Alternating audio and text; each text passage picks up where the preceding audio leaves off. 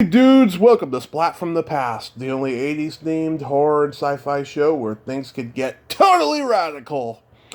Now today, I am so excited because I will be interviewing one of the great exploitation filmmakers of the 70s and 80s, and I'm talking about Steve Carver.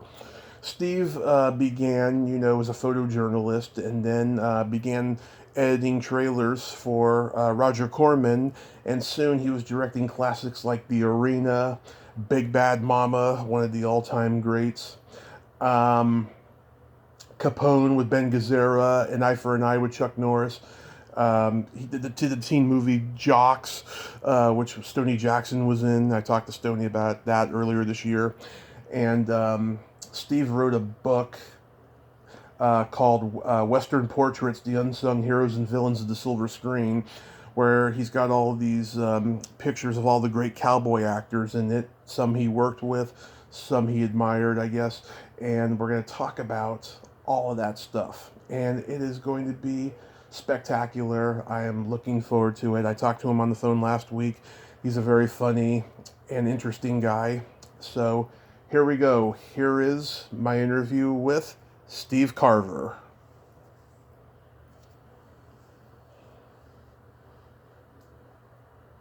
Hey, Steve. Welcome to the show, sir. How are you today? I'm fine, Tommy. How are you? I'm pretty good. Pretty good. Good. It's Veterans Day. Yes. Happy Veterans Day. Happy Veterans Day. Did you do any military service? No, I didn't. I had an occupational deferment because I was working with the mayor in St. Louis. Yeah. Wow. This is such a great honor. Thank you for taking the time today. And I will start with so, yeah, I know that you were originally on the trajectory of photojournalism, but did you gravitate toward films at all in your childhood? Well, I went to the movies every Saturday, and any time I could sneak away. I love movies. Yeah. Can you remember the first movie you ever saw? That's a difficult one, but my dad used to take me to movies ever since I can remember. Mainly to comedies, Three Stooges and Oh, the best. comedies. I love movies. Yeah, Three Stooges were the best. We're big Three Stooges people in my family. Well, growing up in New York, it's a movie town, so everywhere we went, there were movies. There were movies on every street corner, it seemed. Yeah, you ever notice the men in the family always love the Three Stooges and the women don't? No, not really. I I think all the women that I knew loved the Three Stooges, loved everything. I've met maybe only two women that love the Three Stooges, and that's it. Oh, really? Yeah. Women. The, Any women that don't like that don't have a sense of humor, especially that type of corny humor, I don't know about. I mean, that's fun humor. yeah, I don't know. They're not a big fan of the hitting and all that stuff. But what can you do? Okay. So, do you have like a list of like favorite movies you love that you saw growing up? Too great. Too long. Too great. It would take take an arm and a leg for me to go over what I like. Okay, how about directors you admired? Same. There are Same. too many directors. I don't know where to start. I mean, obviously the John Fords and the Spielbergs and there's so many directors. When I went to the American Film Institute, we had directors that had come to lecture, and I would corner them and speak with them, and immediately got to like them because of what they said and the fact that they shared intimate knowledge with me. I don't mean intimate in that way, in any other respect other than professionally. They were Yeah. so great, and so I got close to them and got to know them. Two directors, George Seaton and George Stevens Sr. rather, Right. were my mentors. So these directors were constantly for a year and a half.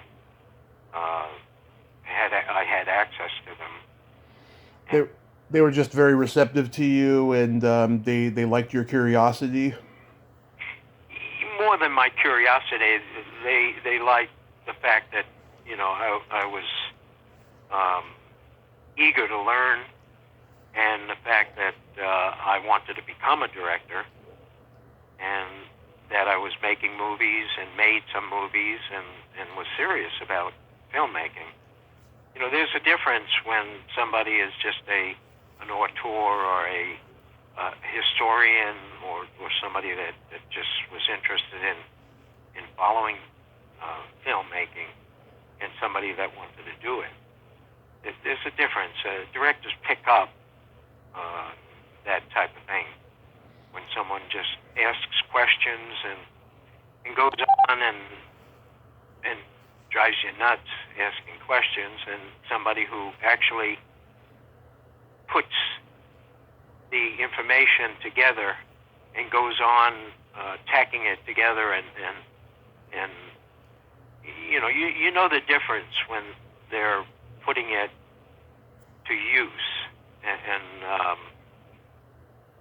going to use the information you give them in their ability and their skills of making films themselves. There's a difference when you speak with somebody that wants to know something. Yeah, I think that's how Peter Bogdanovich was successful in interviewing, all the directors that he admired, and how he got into directing after being an actor. Yeah, well, that's true. A lot of actors that go on to directing, when they speak with their director or they get direction from a director, they accumulate information that helps them later on direct, as opposed to just learning about, certain stories that they talk about, just anecdotes of working with certain actors, certain situations that happened in movies. It's just gossip. Some people like to gossip. Yeah. And then some people like to really learn and put the ABCDs together and learn how to make a film. It's a big difference. Mm-hmm. I definitely agree. So did your parents give you your first camera when you were a kid? That's what made you want to get into photojournalism? Yeah, when I was 8 years old, I got a box camera.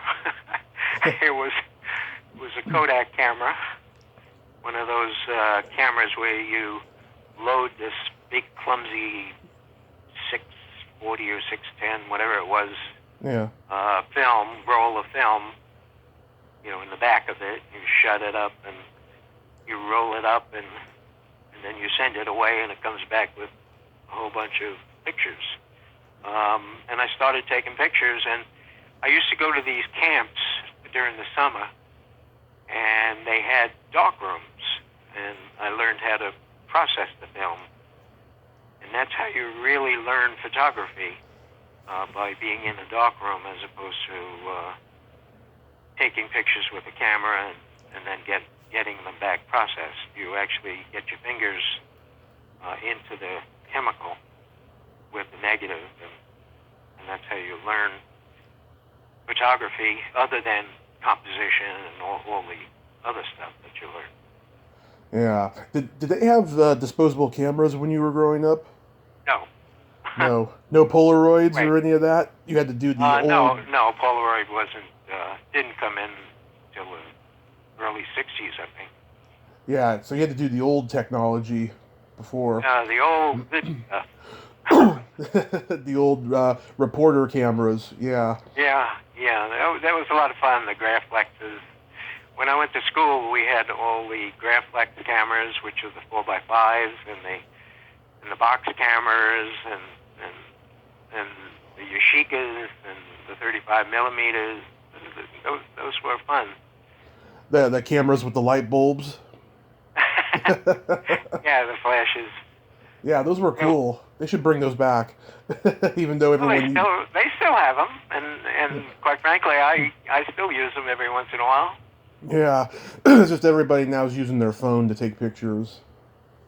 Yeah, digital photography has its place, but you can't do what I do or did to do my book with digital photography. There's a difference in capturing the image and the use of lighting and light with digital. Digital doesn't see light quite the same way as the shutter camera. So let's talk about the book first. It's called Western Portraits: The Unsung Heroes and Villains of the Silver Screen. So what's the genesis behind this? Well, it started 24 years ago, I guess now. What happened was that I have to really back up to tell you how it started. Okay. I was in different countries, two in particular, where I really, I didn't take still pictures for about 20 years when I was doing movies, making movies, and I was in Russia doing a picture called The Wolves. And I was in Red Square, and some gypsy came up to me with a Nikon. It was a brass Nikon. It's an FE, one of the first electronic Nikons that photojournalists use. Beautiful camera and light. Photojournalists, of which I was once upon a time,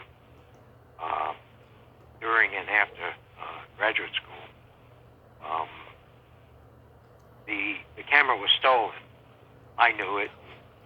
So did the gypsy, obviously. And he was trying to sell it to me for $50, American dollar. And I had a bodyguard who was ex-KGB, and this guy was trying to sell it to me for the $50 American money, and I was gladly wanting to pay it because this camera was valuable. Mm-hmm. And I wanted to give the $50 to the gypsy, and my bodyguard took the money and took the gypsy behind a kiosk and knocked him out. He took the camera, gave me back $25, took the $25 himself, and gave me the camera. So now I had the camera for the first time in 20 years, and I started taking pictures. Now, when I was on my days off, I took pictures, fabulous pictures of Russian people and gypsies. And I started accumulating negatives. And I accumulated negatives when I was making a picture in India and other countries. And I had all these negatives when I came back to the United States, and I didn't know what to do with these negatives, so I took a break from making movies, and I built a darkroom called, appropriately, the Darkroom in Venice, California, and I started to print these pictures, and they were incredible because I got back into printing and black and white. These were black and white pictures. And there's lots of stories as to what these pictures were about and why I took these pictures and how I took them and this camera. Because this camera was incredible and the lens that I was using was incredible. And the idea that I had these negatives were incredible because I started to work for various museums and collectors doing old pictures, and I got involved in doing prints for the museums and collectors of 19th century prints, from negatives and also prints, duplicating prints, making replicas of prints, and they were just gorgeous prints, and from these negatives, glass negatives, and all types of negatives. And I thought maybe I could make these negatives or make these prints myself. So I started replicating these images, old-looking images, Mm-hmm. and I got in trouble doing this sort of thing because it's another story. I don't want to go off on a tangent telling you about this because I got in trouble with the Treasury Department using negatives that were from famous photographers and making prints on old paper because I was experimenting and seeing if I can duplicate prints, and I was making prints, and some jerk took some of the prints from the old negatives and signed the photographers, the famous photographers, and sold them. And they were, the Treasury Department went back to me, and saw that it's like counterfeiting dollar bills. And so I was counterfeiting old prints, and this guy was selling them as the originals from the photographers. Mm-hmm. So I immediately stopped working for certain museums, and I started making my own prints, which is why I started making these prints. And I thought maybe if I started doing these portraits, which my favorite photographer was Edward Sheriff Curtis, who did all of the old Native American portraits, I'd be happy selling those prints. Mm-hmm. I had one of my, what I was doing in order to make these old prints and to dress up these characters in old costumes was at night when I would work, the only people that were available were homeless people and people that were passing my studio and lab at night, but they couldn't stay still because these were, in order to make them look old, I needed to do a time exposure, which is how these old prints were made, because the film in the olden days were very slow, and so they had to do time exposures. So the people had to stay very still for a time exposure. So I'm going long here. It's okay. I have to explain how the book came about and what the book was all about, so I have to explain it this way. Yeah. So because the people that I was using, because these people were not skilled or trained to sit for long periods of time for these time exposures, I called up an actor, R.G. Armstrong, who I had worked with in several films, to come and sit for me. And I asked him, how do you want to dress? And I'll build a set accordingly. And because he worked for Sam Peckinpah in Westerns, he said, I'll dress as a cowboy. I said, fine. So I got a Western wardrobe for him and guns, and we built a set, which was a barn set. In my lab, which was immaculate at the time, and I had to cover everything, and I built a barn set, stable, and it was ridiculous what I had done. But in any case, I took pictures of RG, and he was incredible to be able to sit for a number of seconds, which is very difficult to do, by the way. Yeah.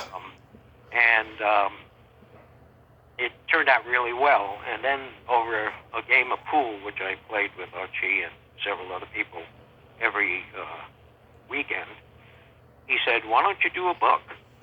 And I thought, that's a good idea.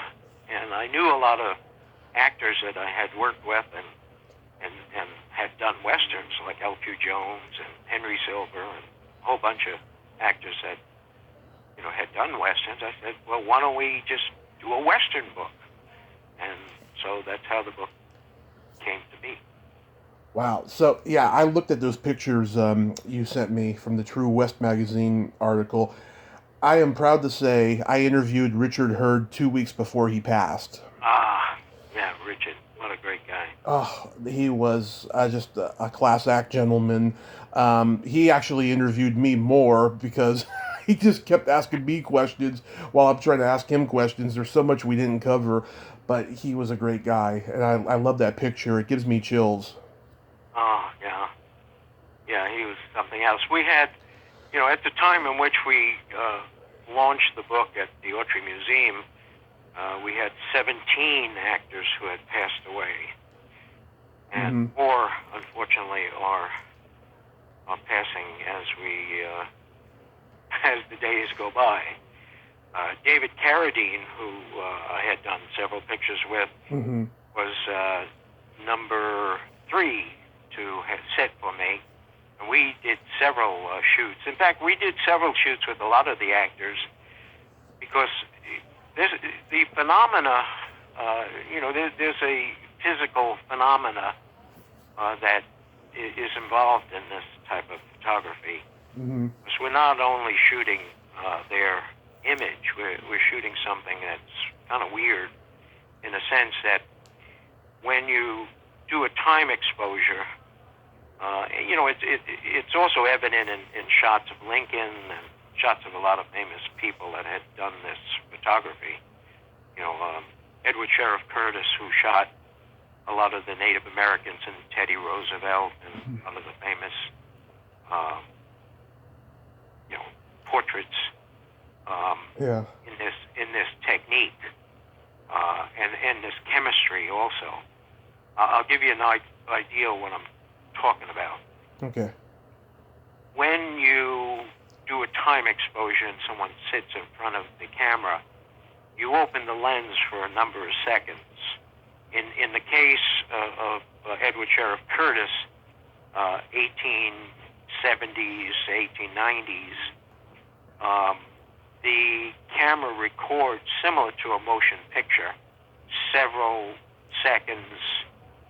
In Edward Sheriff Curtis's situation, and during the Civil War, Rady and some of the other photographers, Matthew Rady, the camera records like a motion picture, 24 frames per second.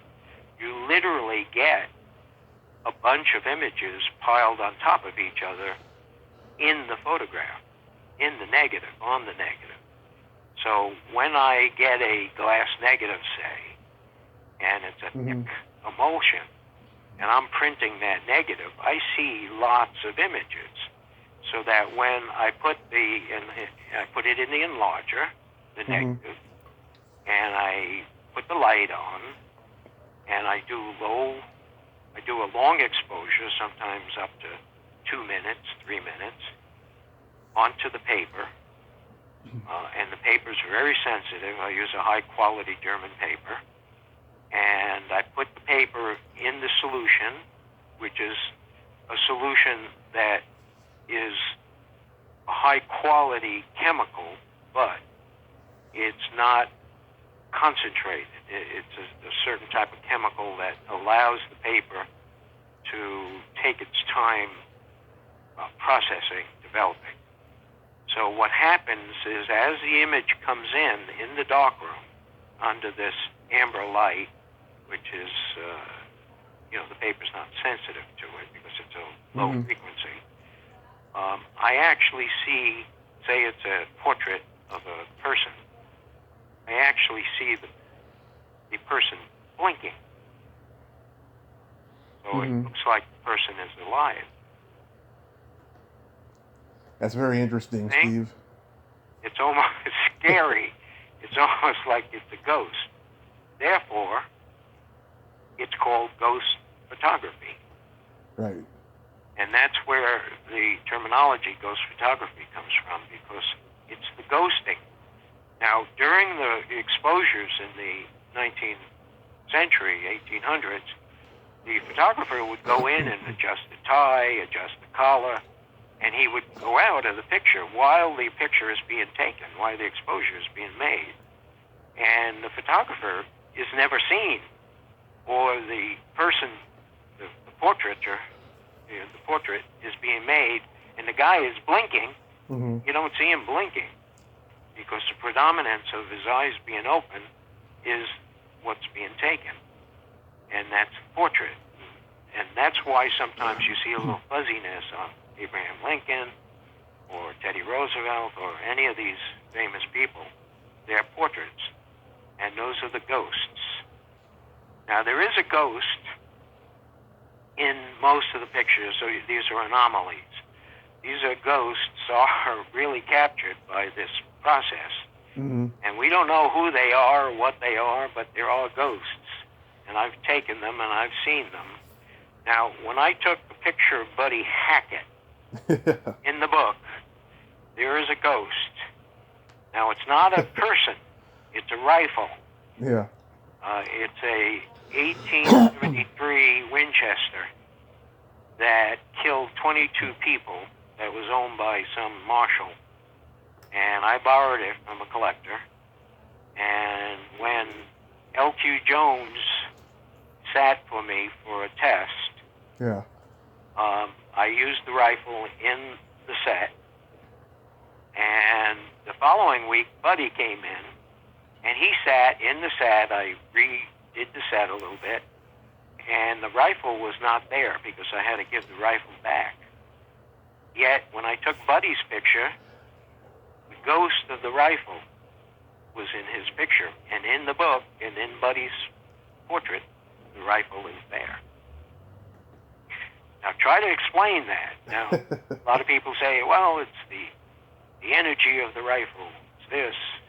It's not a double exposure because, it's a new roll of film. Yeah. I also like that picture of Barbara Luna in it too.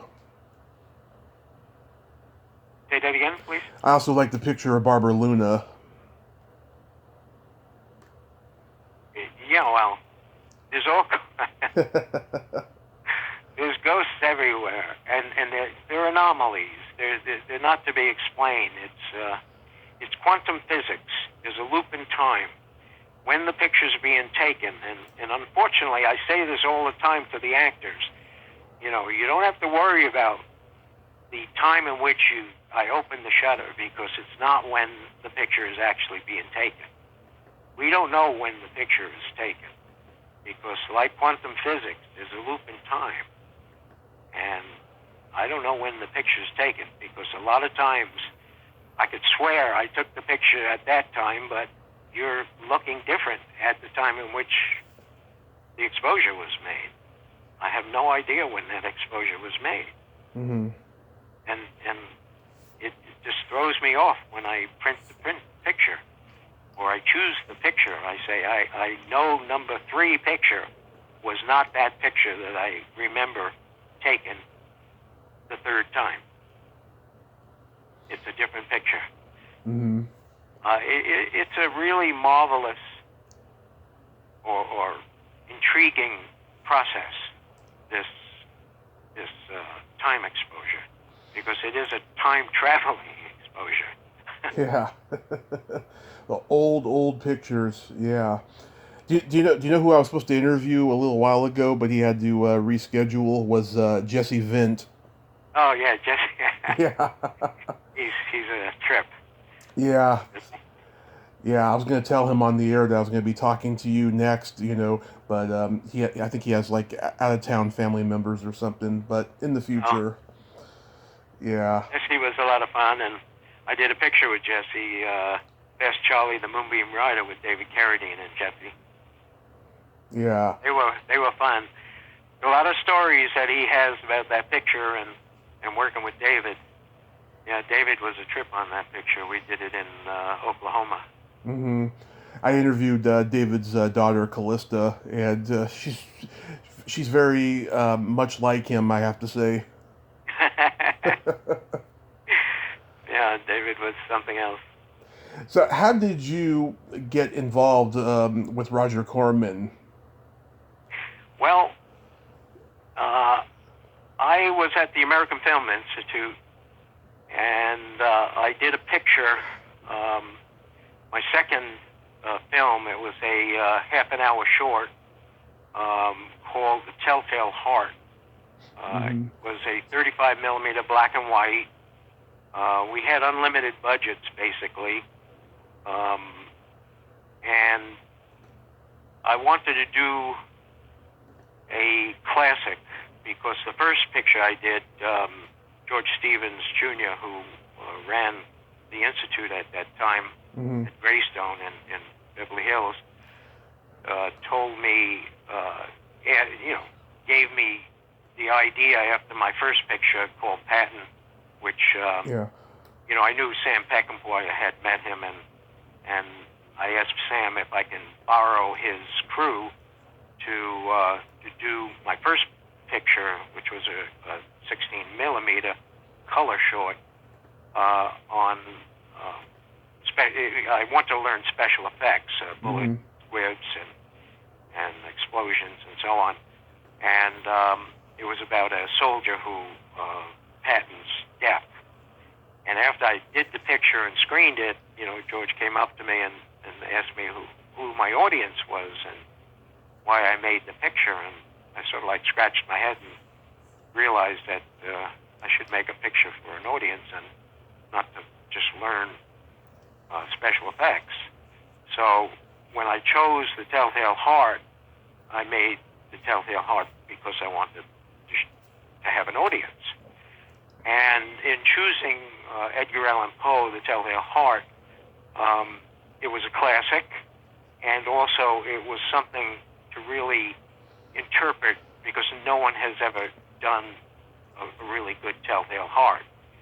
And it was easy for me to go to Sam Jaffe and Alex Court and Ed Binns to get these caliber actors because as a fellow, and also I knew Edward G.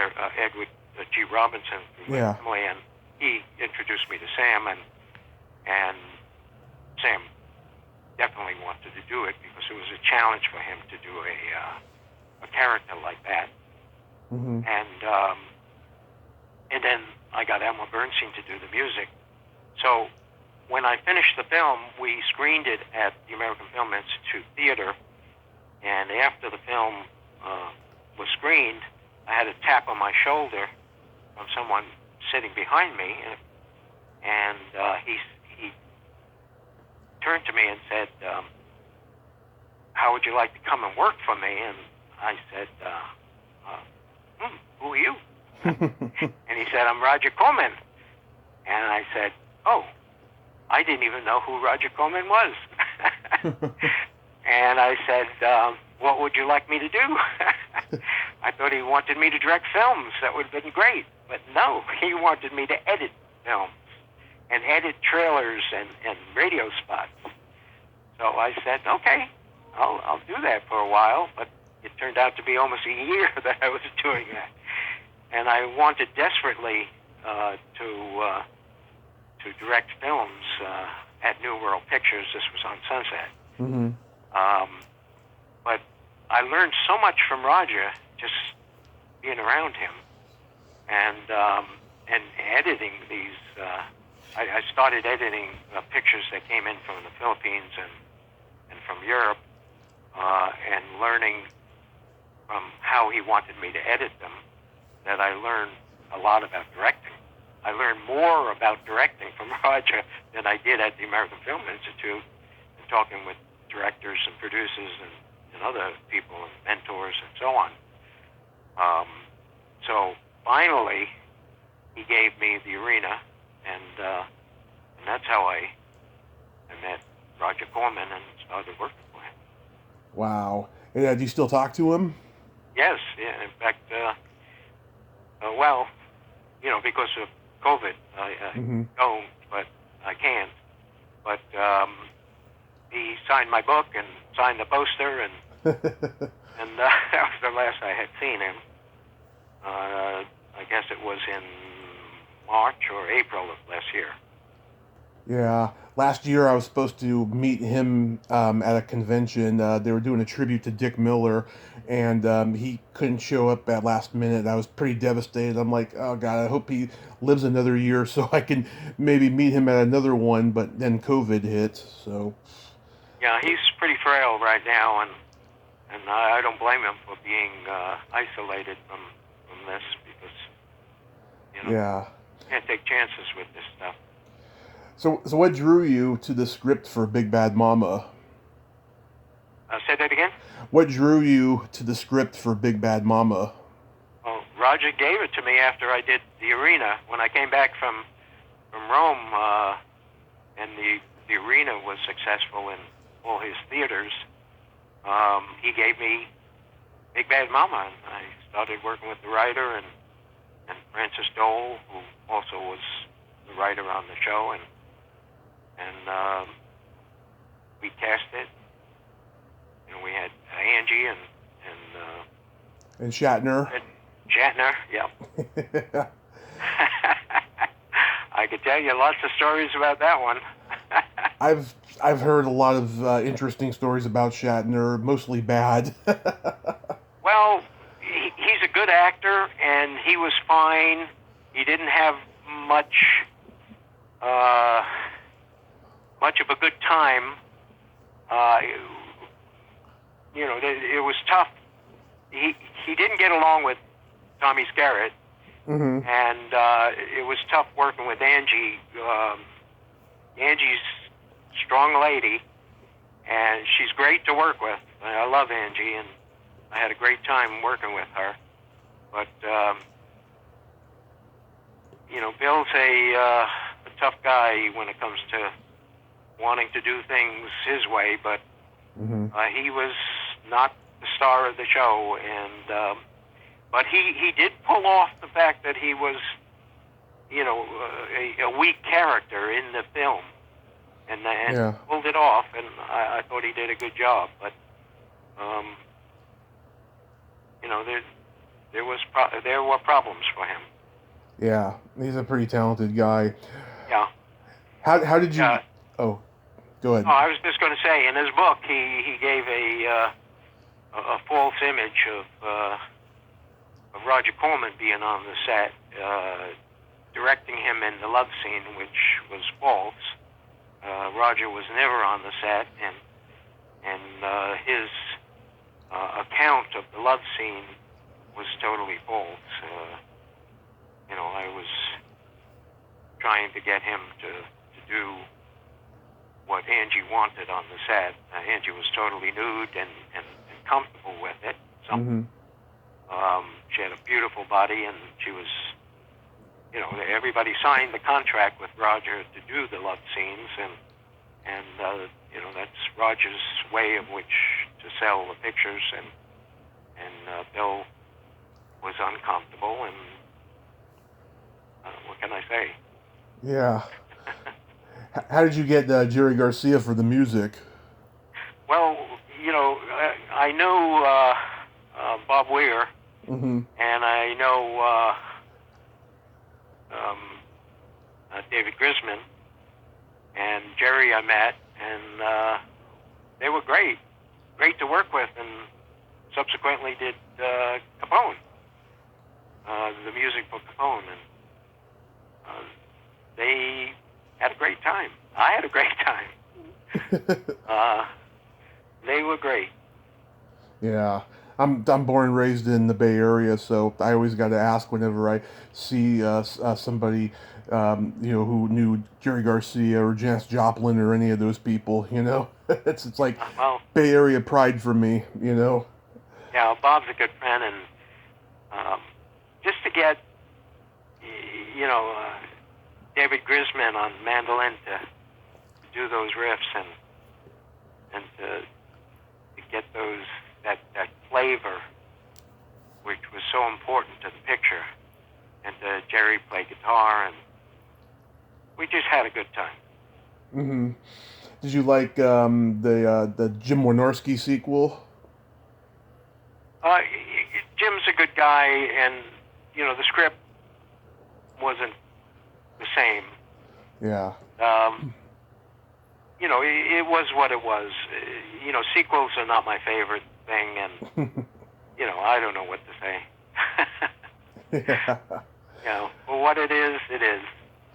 I remember watching both movies back to back on a summer Saturday night when I was like 9.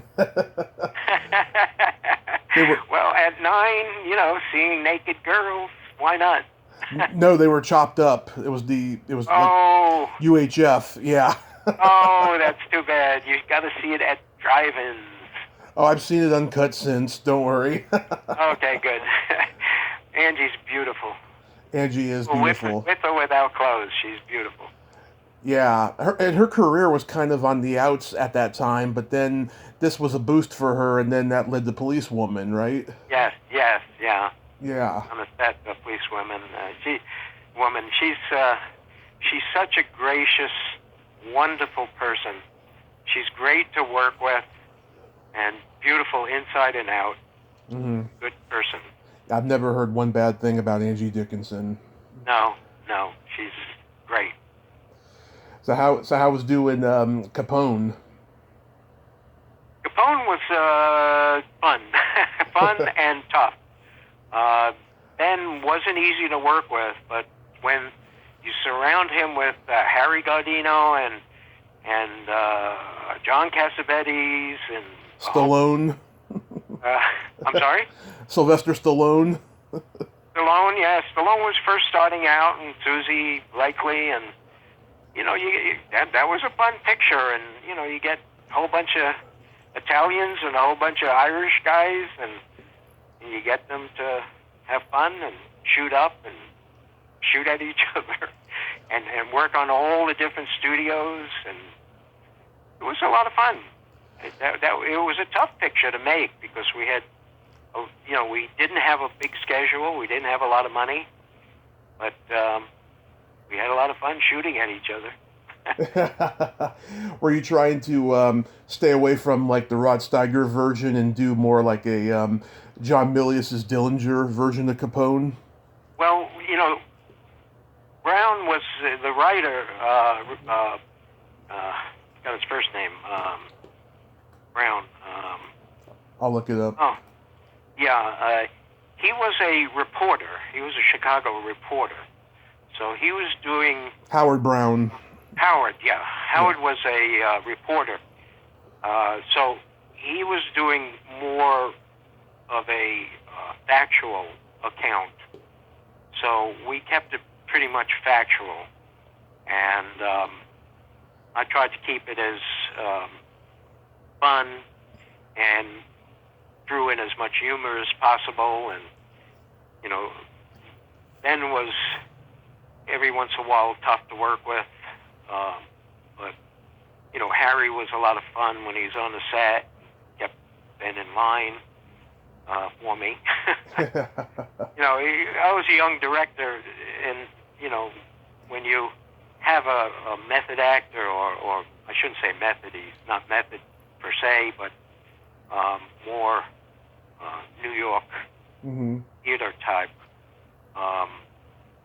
When you get someone who wants to show a young director that he's the boss, Capone, and he becomes the character, you have to stand up to him and sort of like tell him I'm the director in so many ways, and just tell him, Ben, you do as I say or else, and you hold the machine gun as you're telling him. No, I'm just kidding. But in any case, it was tough at times, and I didn't need any help. But we got the show done. Yeah. It was a tough picture to get done, and I was on schedule. And one of the things when you work with one side being 20th Century Fox, Alan Ladd, over your shoulder, as a studio, this was my first studio picture, and them telling me, do this, do that, and Roger telling me, don't do that, don't do that, because, he's responsible for the budget.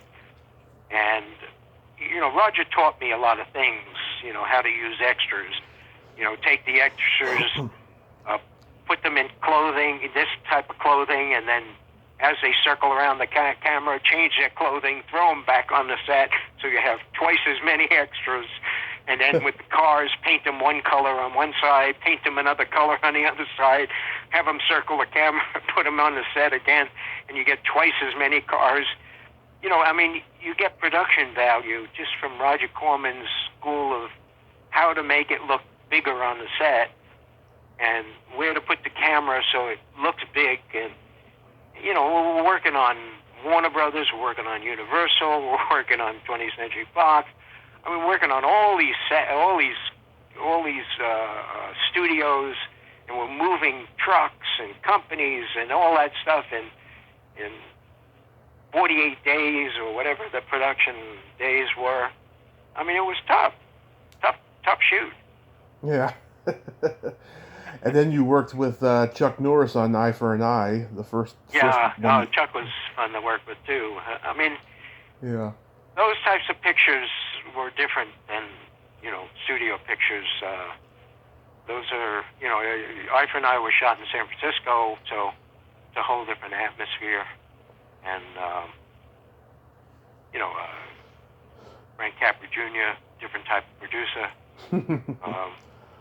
fun guy, APCO Embassy, fun studio. You know, a lot of fun. You know, I would say I hadn't done a picture that wasn't fun. They're all fun. Whether I create the fun, who knows? But, you know, you surround yourself, you hire people that are fun, that keep the picture going and don't create a tension that makes the picture not fun or hard to make. There's a formula that makes pictures fun. And yeah. surround yourself with people that make it fun. I talked to Mel Novak earlier this year, and I talked to Stuart Pankin a couple of years ago. Yeah, they said that they enjoyed making this movie with you. Yeah, well, you know, you cast people that enjoy making films, and that's really the key to the film's success. You know, yeah. If they look good and they're having fun and they do a good job, the picture has a chance of success. Another great guy is Terry Kaiser. I met him at a convention. What a sweetheart of a guy. I mean, a real mensch. I put him in lots of films. You know, my philosophy came from Sam Peckinpah. You know, in talking with Sam, you know, a lot of people didn't like Sam because of this or that. Yeah. Sam was great. Sam was a genius, and Sam was, you know, had it really. He understood what filmmaking was all about. Surround yourself with great actors, and it's not the lead actors only. It's the character actors. The character actors really carried the film, made the film real, made the film work. Yeah. They lifted the film to the level of the lead actors, and they were the ones. The character actors were the ones that made the film work, and they made the camaraderie, you know, amongst themselves happen, and made the story work, and so on, so on. That's why I did this book on character actors, because they're great. They are what makes Hollywood. I mean, if you think of an actor, you think of a character actor. And really, all actors are character actors. No matter how bright their star shines, right. They're a character actor. They're a character, period. Exactly. People don't realize that, you know. They like put that in the oxymoron category or something. Yeah.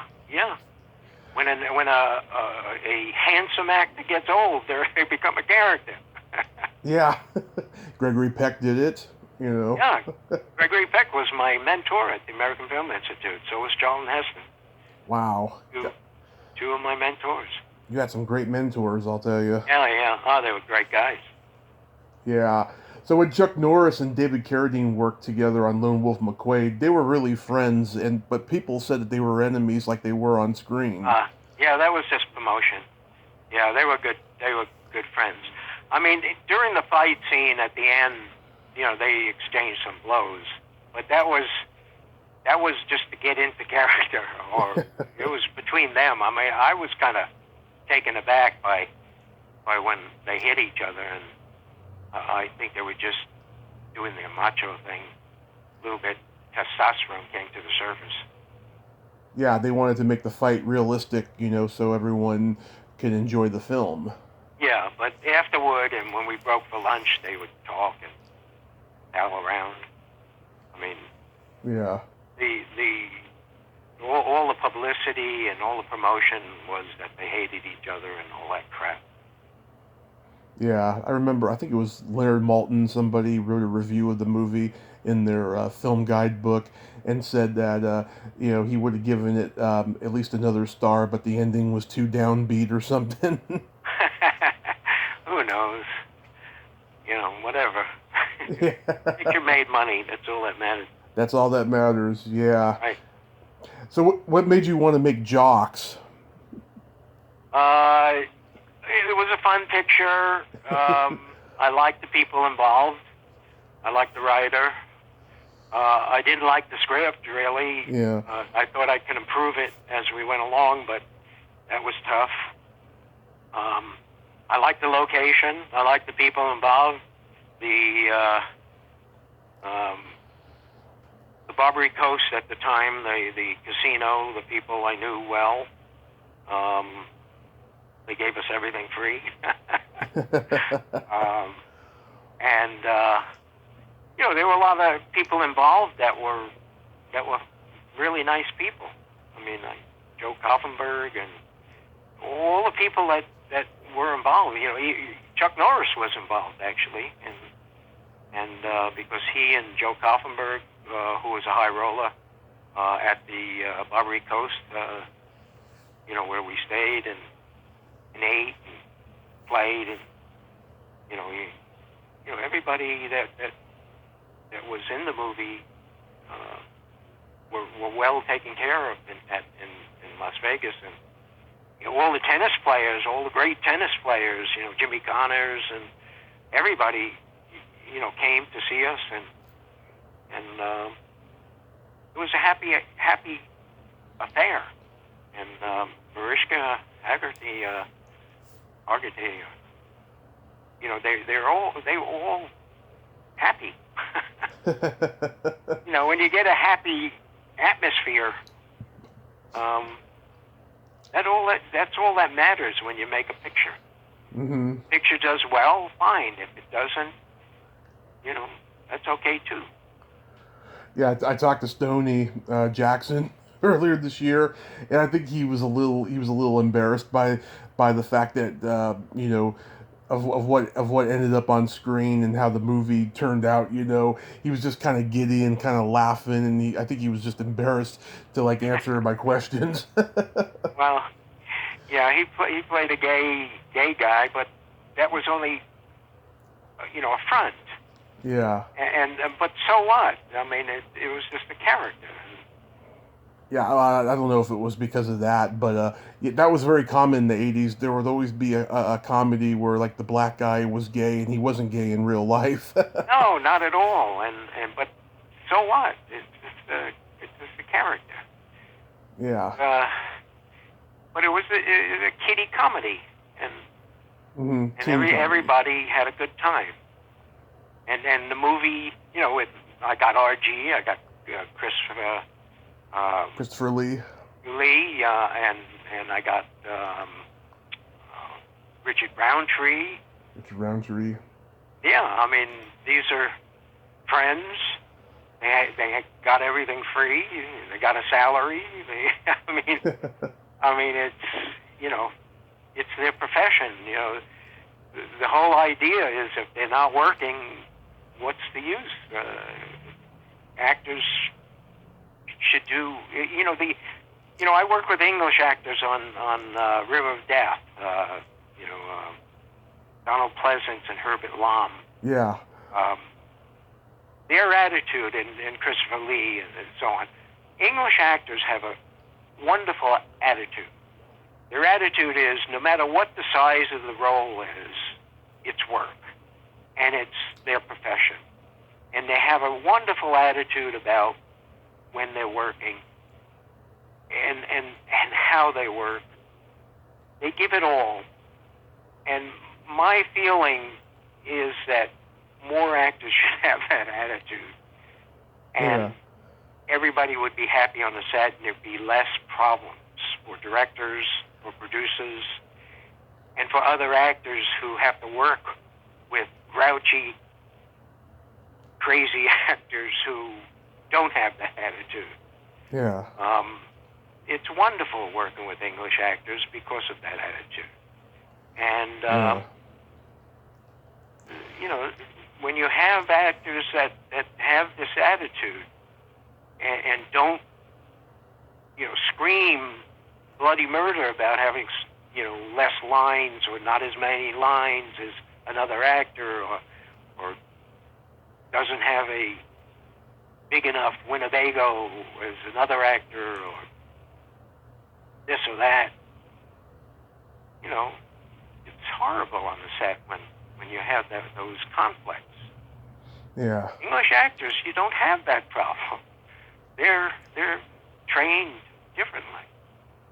Mm-hmm. I just want to throw that in. Yeah.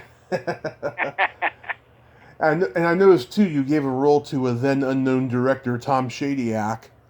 Yeah, Tommy. Yeah. Do you still talk to him? No, I haven't spoken with him for a long time. But I'll give a role to anybody who has a good attitude. and talent, of course. Yeah. So, are you going to write any more books? Well, I'm trying to follow this book up with another volume. I'm speaking with the publisher who wants to do another volume, but I'm trying to do something different. And I'm also pushing and working on several scripts, and one is a Western. Nice. Nice. We need to bring the Western back. There's one like maybe once a year, every once in a while, but just I think they need to come back. You know. Well, several are being made, so we'll see. It just has to hit the the generation, this new generation or a generation, with several that see the value of its morality and you know, the idea that genre has some worth and some entertainment to it. Do you think that the reason why westerns kind of fizzled out by like the mid '70s was because people had gone everywhere there was to go with them, and just like they didn't want to keep, you know, making the same stories, and maybe it was also box office returns too? I think the Western went into a dark period where you know, the heroes became bad guys. They became, you know, film noir. It just had a different feel to the Western. Yeah, Clint Eastwood started making those dark, psychological, supernatural westerns, you know. That in part, but you know, there were some good westerns that were made that didn't get pushed properly. I think the spaghetti westerns were good, but weren't promoted here. No. A lot of reasons, I'm sure, and you know, genres. You know, sometimes they can become too concentrated and you know, promoted badly. So we'll see. I'm not an expert as to why a genre gets fizzled out. I don't know. Yeah. Well, hopefully you can get that project done, and your book will get released, and it'll be pretty good as well as this one is. And I want to thank you so much for coming on today, Steve. I hope you're welcome. I hope I made it interesting for you. Yeah. I'm always happy to talk about what I do and promote, you know, stuff. And anytime I'll be happy to chat about anything and everything. Thank you so much, sir. Happy holidays and stay safe. All right, you too. Thank you, Tommy. Okay, Steve. Bye-bye. All right, bye-bye. Well, there you have it. Steve Carver. Ain't he a cool dude? Very passionate about film. You know, not just the moving film, but also the freeze frame film. And it's going to be interesting to see his career keep progressing in the future. Well, until next time, this is Tommy Throwback Kovac saying there's no shame in living in the past because the present sucks. Later, dudes.